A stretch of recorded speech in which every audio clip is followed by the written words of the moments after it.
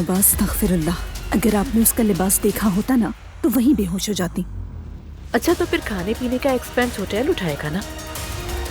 शादी में शराब होगी तो आप गेस्ट को सिर्फ चाय पिलाएंगे क्या? आपके मेहमानों को आपके मुताबिक सर्व कर देते हैं। उमर साहब मैं आप ये सिर्फ उमर भी कह सकती हैं। हमने एक फैसला किया है कि मैं एजुकेशन से ब्रेक ले लूं। अगर इतनी ही एहतियात जरूरी है ना तो फिर शादी भी पोस्टपोन कर दो। इन बच्चों ने शादी की है और शादी की खुशी मनाना इनका हक है और जैसा इनका दिल चाहता है। आपका मतलब यह है कि माँ होने के नाते मेरे तो कुछ कहने का हक ही नहीं।